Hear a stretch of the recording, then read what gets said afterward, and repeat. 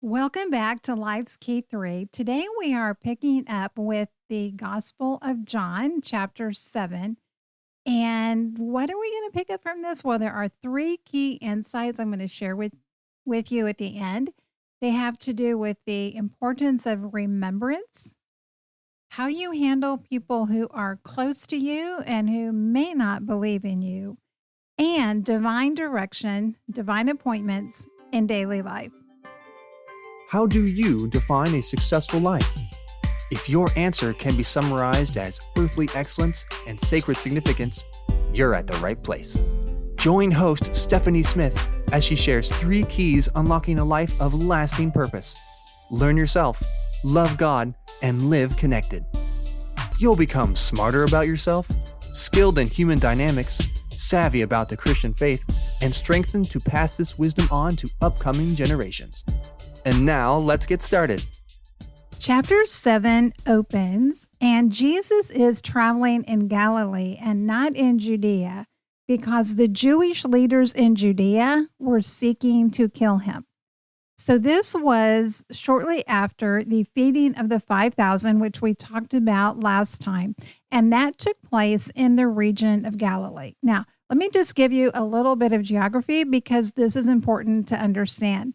So at the north end of ancient Israel, there was the region of Galilee. And then to the south, there was the area of Samaria. And even further south was the area of Judea. And Judea had the city of Jerusalem, the nation's political and religious capital there, as well as Bethlehem and many other major cities. Galilee was considered by those in Judea and especially those in Jerusalem as a hick place, a backwater region.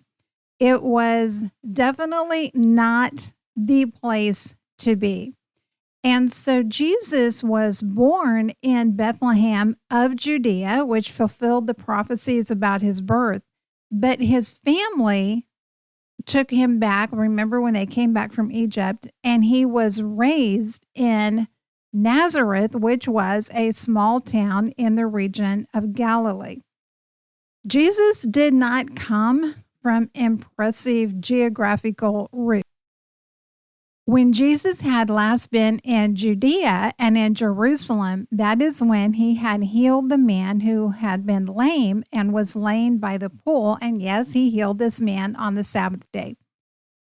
Jesus knows that this has totally ticked off the authorities, and they don't just want him to go silent. They want him to go silent by they're already thinking of ways that they're going to be able to silence him permanently by killing him. This wasn't a decree that they had made a public announcement about, but Jesus definitely knew that this was their desire and motivation. So he is spending time in Galilee, meeting people there, ministering to people there. It comes that time of the year when it was time for the Feast of Booths or the Feast of Tabernacles. There were festivals and feasts and commemorations that God had established throughout the Old Testament. And there were 3 specific occasions where God had said during these feasts and festivals and occasions, the people and especially the men were singled out for this. They would have to present themselves physically to God at a place that he would designate. When many of these festivals were first instituted, it was in the very early parts of the founding of the Jewish nation, specifically after they had left Egypt, and it wasn't just a large family tribe anymore, it was actually a nation. And so the places for that had changed over time. By the time of Christ, the designated place would have been Jerusalem. This is where the temple was. This is where the Holy of Holies was within that temple. This represented God's presence on the planet. That doesn't mean that that's the only place that God was present on the planet, but it was a physical spot that gave people the association with God. And so it was time for the Feast of Booths or the Feast of Tabernacles. This was also a time, so this came at a time of year where it was both an agricultural festival when people were supposed to celebrate God's blessing upon them and their ability to engage in farming and agriculture and to produce food, which, yeah, that's kind of a necessary thing in human existence. Well, why call it the Feast of Booths or the Feast of Tabernacles? It wasn't just an agricultural celebration. It was that, but it was more than that. It was not an either or, it was an and. It was designed so that people would remember that God had provided for them in the present and in the past. He had provided for their very needs physically. Specifically, the reason for the booths is because it was a time when the Jewish people were to remember the 40 years of wandering around in the wilderness where they did not have permanent homes. They didn't build houses. They literally were on a camping expedition for 40 years, moving from place to place, living as nomads, really. And so they were to construct these booths, and for a period of 8 days, they were supposed to go and to live in those temporary structures.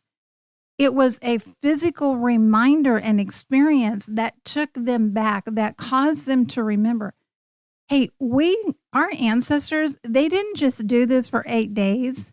They lived for 40 years. And even then, we have permanent homes to go back to. They didn't even have that. They were moving from place to place. Again, it was like a 40-year camping expedition. So for 8 days, people were to build these temporary structures and they were to live in them. And it wasn't a time of destitution. It wasn't a time of shaming. It was a time of celebration. As a matter of fact, if you go back to Exodus chapter 23 and Leviticus chapter 23, which really details this festival, then it's very clear that that God said, I want you to celebrate. I want you to remember and to rejoice. This isn't a time I want you to look back and think of why your ancestors were wandering around in the wilderness for 40 years, which was because they hadn't believed God in the first place. Rather, it was, I want you to go back and look at what I did and how I protected and provided for you for all those years. And that can give us hope because God could have said, hey, I want you to have this Feast of Booths, and I want you to look back and remember why your ancestors were wandering around in that wilderness for 40 years to begin with. Do you all remember that? It's because you didn't believe in my goodness and my faithfulness and my ability and willingness to provide for you. That's not what God chooses to focus people's attention on when they look back to that. It was to say, hey, we want to focus instead on how God protected and provided for us in miraculous ways during that 40-year extended camping trip. Part of that process of building those booths, and this does go back to the original times that this was talked about, was for people to cover their booths with some plants. Now, by the time of Christ, it had become customary, although people weren't obligated to use these specific varieties, but it had become customary that there were 4 particular varieties of trees and plants that were used. And this was citron. Now, citron is a very fragrant wood when it is burnt, and it's a type of cypress tree. So it releases a very sweet, pleasant fragrance when it is burnt. Another tree, which had become customary, was a palm tree. And so these grew all over the region of Galilee and Samaria and Judea. And palm is often used as a symbol of victory. And of course, we celebrate Palm Sunday. But this was also another time when people would gather the palms to lay over those booths. Another tree that was used was the myrtle. Myrtle trees were sometimes used as symbols of prosperity, of abundance, of blessing, of provision. And this is referenced in the book of Nehemiah, Isaiah, and Zechariah, all in a very positive way. And then lastly, what we have is a willow tree. And so they use branches from the willow trees. Willows are trees that grow along streams of water, water that flows, water that moves, and it can be very representative of life. It's a life-giving plant. It's planted in a place that brings and carries life to it. Again, it wasn't a matter that God had initially said, you have to use branches from these 4 trees and no other trees. That wasn't it. It's just that by the time of Christ, those 4 trees had become the customary trees that were used. Other things about this feast that are important to know is that it lasted for 8 days. This wasn't a one-day celebration. This was an 8-day feast and festival. The opening day and the last day were also supposed to be used as Sabbath days. So these were days of rest when people did not do their ordinary work. Now, that opening and ending day of rest was something that God had established as part of this institution.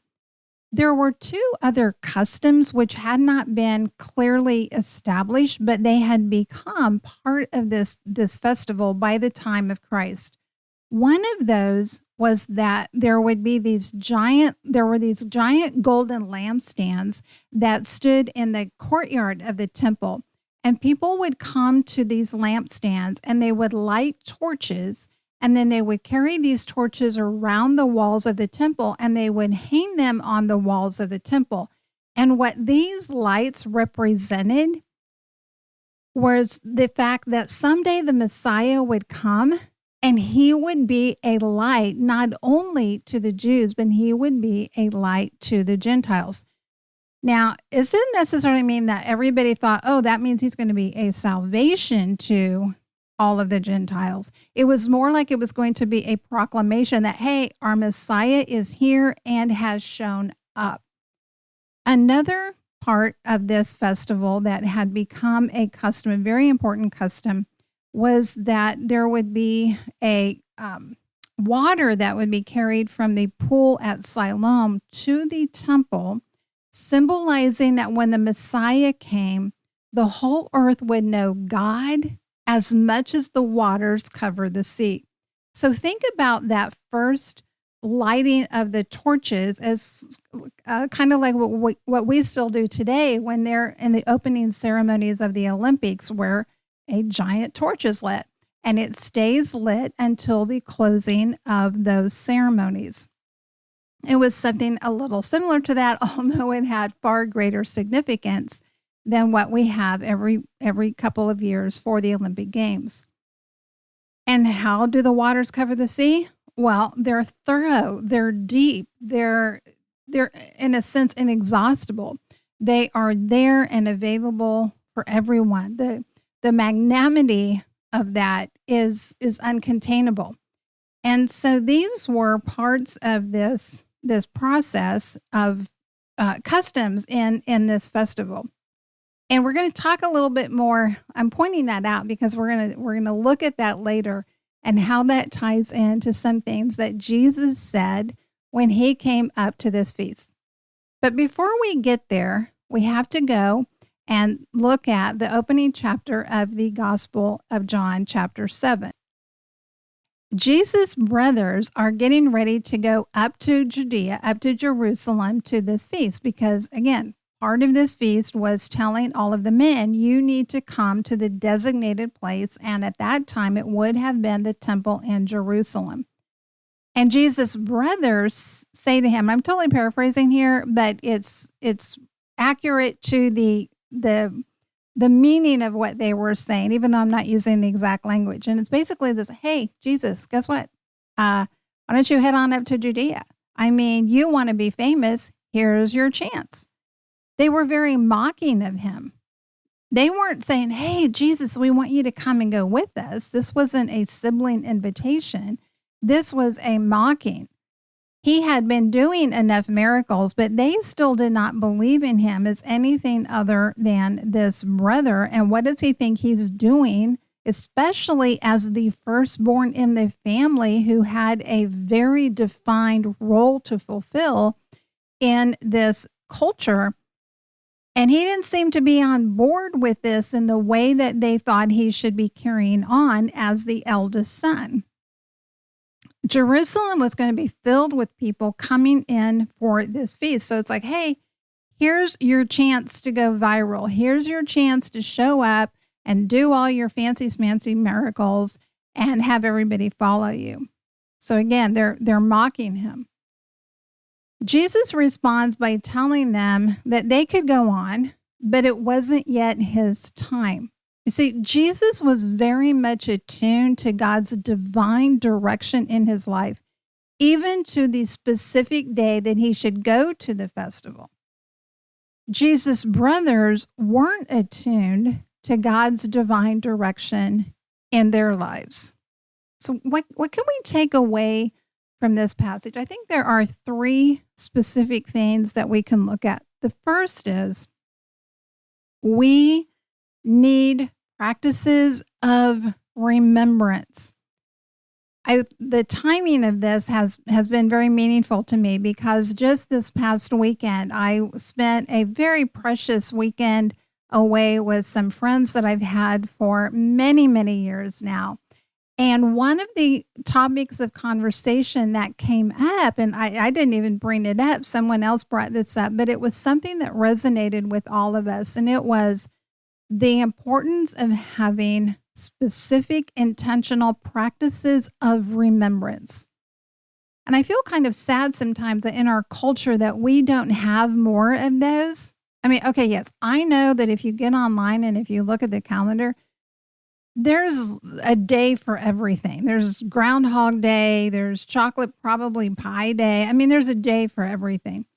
But in terms of having cultural wide, of having remembrance practices on a significant level that everybody follows, we don't have too many. We have some here in the States. We have July 4th. Depending, and this isn't even something for everybody, but Christmas still tends to be recognized, even if not for its true purpose. It's still recognized as a cultural event. We have New Year's Day. And although we have different state and federal holidays, those can get celebrated and seen and interpreted very, very differently. But in the time of Christ, the calendar year, you couldn't go more than 3 months without a major event that had a specific component of remembrance. So there were several different feasts and festivals and occasions that people had been commanded by God to observe. These weren't small little minor events that just required you to take the day off. Many of these were days-long events, and they had specific application, they had specific practices, and they all had one common theme, and that was remember. Remember when I brought you up out of Egypt. Remember when I protected and provided you for that 40 years of that extended camping time in the wilderness. Remember when I gave you the 10 commandments on Mount Sinai and you're this brand new infant nation that's wandered out of nowhere. You've never had to have a national government before. You have nothing to go on except what you've experienced in Egypt, and that's not going to be a good system to duplicate. So rather than just leaving you out there to figure it out for yourself, I'm going to give you these commandments. I'm going to give you a system of government that is going to work for you. I'm going to give you a moral code so you're not just left to try to hopefully somehow figure it out by trial and error. Remember, there is also a judgment day coming, and that your name will or won't be written in the book of life. Another festival that really focused on remember that God always provides a way for redemption, forgiveness, and restoration with Him. And then remember when God protected His people from genocide during the reign of Xerxes or Ahasuerus. You couldn't go for more than 3 months without having one of these major, often multi-day events to basically kind of interrupt your life, as it were, with a specific call to remember what has been done for you. I think one of the most powerful lines in a movie comes from the original Lion King. And Simba is far away, and he looks up in the sky, and he hears that immortal line, remember who you are. And it is incredibly important for us to remember who we are and to remember whose we are and who God is. God didn't just establish these festivals because He was bored and went, what could I have people do? He didn't just establish these because it was like He needed some divine excuse to have people's attention centered on Him. He's not egotistical. He gave these festivals and these occasions to us because we as human beings, it is so important and necessary for us to be intentional with what we remember and how we refocus our lives and our mind. So how can you implicate that? Not implicate that. How can you initiate that, implement that in your own life? That might be setting aside specific days for yourself. Those might be on a regular basis every week. That might be setting aside a certain portion of time. It might be setting aside a weekend. It might be a gratitude journal where you simply write down on a daily basis or on some sort of regular basis the things in your life that you can say, this is a prayer that was answered. This is a way that God provided for me. This is a way that God provided for somebody else. And I am going to be intentional to remember God's goodness and faithfulness to me. So I encourage you, find some ways that you can implement this important practice of intentional remembering in your life. 2 other points that we can take away from this, and I'm going to try to go through these a little quickly. Secondly is don't expect everybody close to you to affirm your ministry, your calling, or your character. Sometimes if we're too close to someone, we actually lose the ability to see them accurately. It's not proximity to someone that allows us to really know them. It's being attuned to what's going on in our heart and what's going on in their life. Jesus' brothers were not looking for the Messiah to come from within their own family. Their closed hearts led to closed eyes. They couldn't see the truth that was smack in front of them. So if Jesus' own brothers didn't recognize him as God's son, or at the very least, a prophet following God's leading, we shouldn't be too shocked when people close to us make wrong judgments about us. Like all truths, this one has a corollary on the opposite side. It's not a contradiction, it's a corollary because all of life gets lived on a tension, like a high wire. That's what keeps us balanced. So the corollary to this is that we don't just get to go through life saying, well, it doesn't matter what anybody says about me or what anybody thinks about me. We do need to be paying attention to that. So we don't want to just wave off opinions or like, well, we somehow don't have to be examined by ourselves or anybody else. But that's not what's going on here with Jesus. His own family doesn't even believe that he's God's son or that he's even able to hear from God as to the direction of his daily life. And that leads us to the third point. Keep your eyes open for God's leading in your everyday, daily life. Jesus' brothers could go up to the feast on any day that they wanted to because they weren't looking for God's divine direction in their life. But what day that Jesus arrived mattered. And whether he arrived in a public way or whether he arrived in a very private way, that mattered as well. Well, certainly people can get carried away with divine direction thinking when it comes to their calendar. And these can be people who think that God is going to tell you what time you need to brush your teeth and what kind of meal you should have. And people can get kind of absurd and ridiculous about that. But again, there are these two corollary truths. And the truth is that most of our life, God expects us to function using the universal grace, which we also call common sense, that he has given to us. And so I don't need to say every night, God, what time should I set my alarm for in the morning? There's some common sense, some universal grace that he's already given that I can use to make those decisions. But that doesn't mean that there are never times that we don't need to be attuned and aware and looking for when God might be saying, there is a specific day and time and way and place that I need you and want you to act. You know, it was interesting. Like I said, this girls' weekend that I was so delighted and privileged to be a part of recently. And one of my friends shared this story of having a hiring need. And the time for needing to have this position filled is getting very, very close. And she called a person to ask if they might be interested in stepping into this role that she needed to fulfill.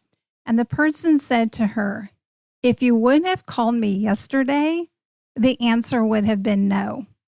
But today, the answer is yes. God does sometimes want to lead us in divine direction with our calendar, even down to the days and times that we take steps. All right. Well, we haven't even made it through all of John chapter 7 with that. It's just such a rich chapter. And I encourage you to go back and read it for yourself and ask the Holy Spirit for his insight and what you can see and how you can apply this in your own life. If you haven't already, hop over to the website, stephaniepresents.com, and sign up for the High Impact newsletter. You're going to be able to have insights and encouragement, and you're going to be able to stay up to date and current with the links for this podcast and other resources that I have for you. So you haven't done that, make sure you hop on over, stephaniepresents.com, sign up for the High Impact newsletter. And remember this, my friend, you have an impact that is immeasurable, eternal, and irreplaceable. And that is why it is so important that you commit to think deeply, live intentionally, and engage fully with God's grand story. All right, I'll see you on the next episode. Thank you for listening. For information on speaking engagements and other resources, visit the website at stephaniepresents.com. Remember, learn yourself, love God, and live connected.